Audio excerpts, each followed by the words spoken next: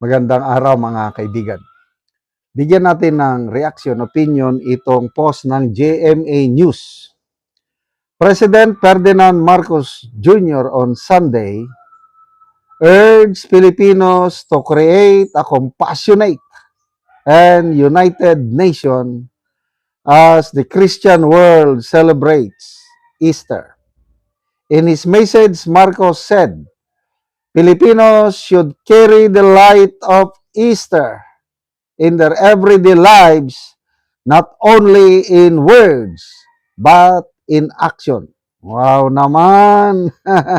Ang galing! Ang liwanag ng pagkabuhay ay nasa atin na. Dapat maging kasangkapan tayo ng pagkakaisa at maging compassionate sa isa't isa. We must build. Parang ako na si Marcos. We must build better, kinder, compassionate, and united country. Mabuhay ang Pilipinas. Mabuhay ang nakatanggap ng maleta. Ang sarap pakinggan, ano? Yung ganong mensahe. Yes, speaking of Easter, meron talagang it brings hope yung muling pagkabuhay ng ating Panginoon. Mamamatay man tayo physically, ano?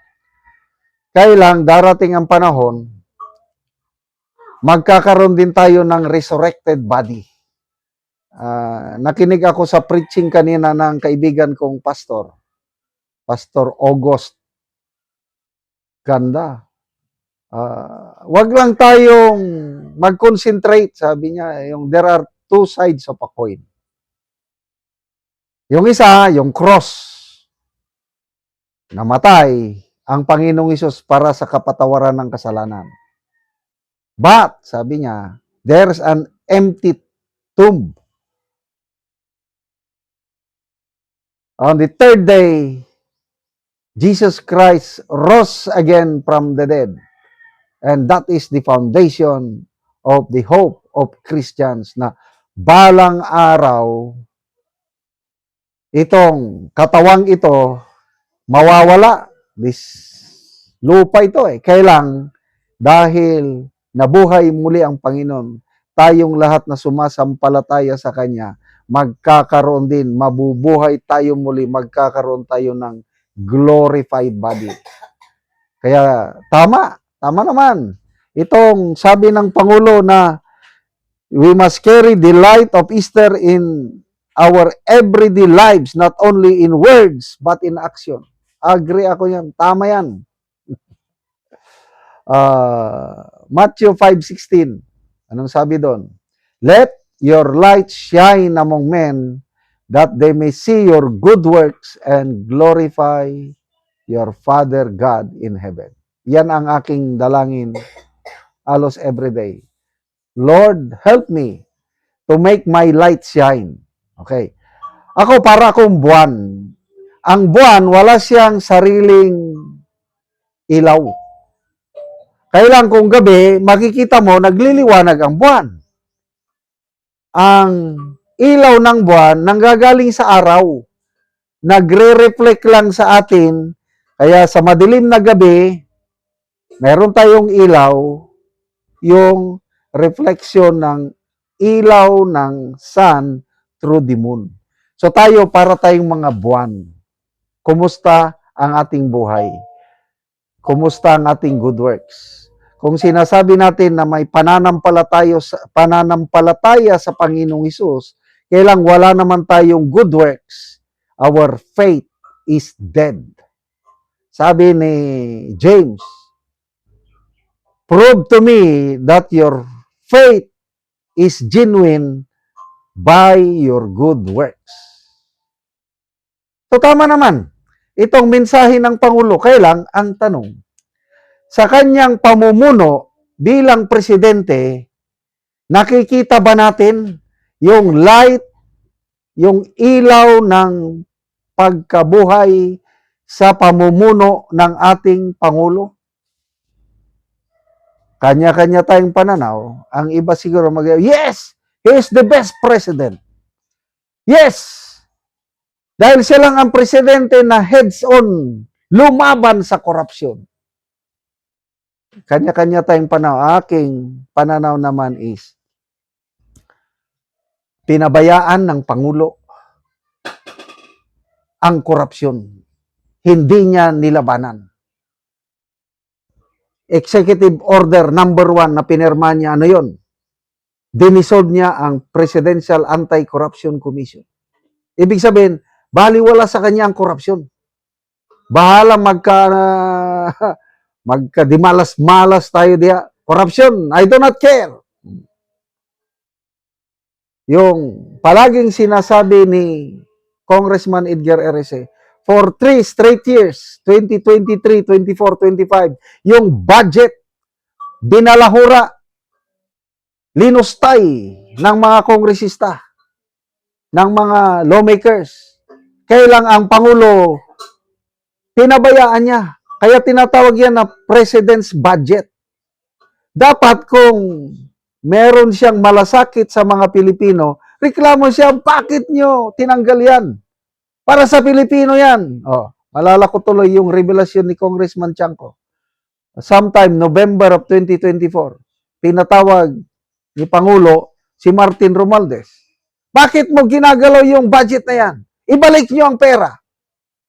Sabi daw ni Romualdez, yes, Mr. President, ibalik namin sa PAICAM. Hindi naman ibinalik. Dapat ang Pangulo, nung hindi binalik, bineto na niya na yung 2025 budget, yung the most corrupt budget in our nation's history. Anong ginawa ng Pangulo? Nagbeto siya ng kakaunti, pinirmahan pa rin niya, kaya sinasabi ni Congressman Erese, ang punot dulo ng corruption sa bansa ngayon ay ang Pangulo dahil pinabayaan niya. Iyon ba ang Easter message? Aligasyon. Brave 18 Marines nag-deliver ng mali-malitang pera sa Pangulo, sa bahay niya sa Forbes Park, sa bahay niya sa Ilocos Norte. Ano ngayon? Wala daw, lacking in believability.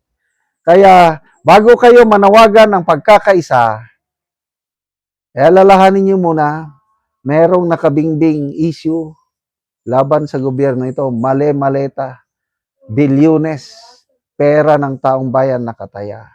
Kaya mabuti, sarap pakinggan yung panawagan, Easter message. Kailang ang tanong, ginagawa nyo ba? Do you carry the light of Easter Sunday message?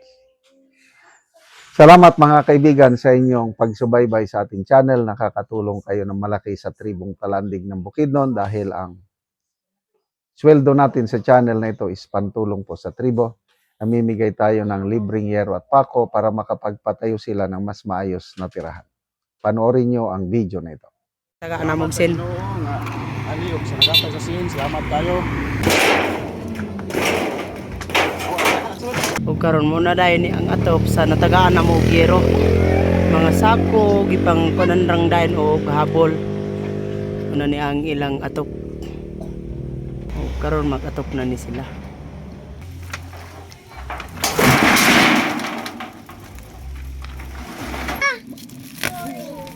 Hay tayo nga bawa.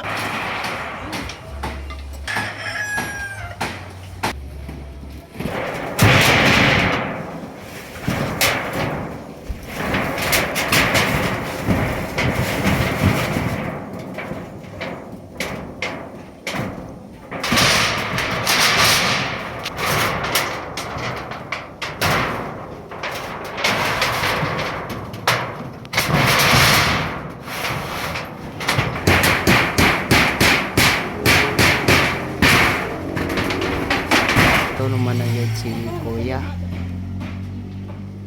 Salamat sa Ginoo og sa tawo nga nagtabang ani og salamat tungod sa iya pito na katuig ning akong sinaya pag na pulian. Salamat kayo. Lagi. So pito na ka tuig ya bago pa ka nakapuli og atop Oh, bago sa imong balay. Pito na katuig kaya pag na napulian. Ngano man niya sa kadugayon na wala ka nakapuli og atop? Wala Higwero. lagi, wala may kuan. Wala budget. Unsa daya imong trabaho? Kuan ra, umara. Uma, Igo-igo raban, wala naman pangonsumo. Di nagigaw ka budgetan ang kuan yun. atop. Atob. Lagi. So pila na daya imong edad? Kuan na 30. Ang imong anak pila ka buok? Tulo. Tulo ka buok. So naga-eskwela na sila. Oh, ang isa, ang duwa wala pa.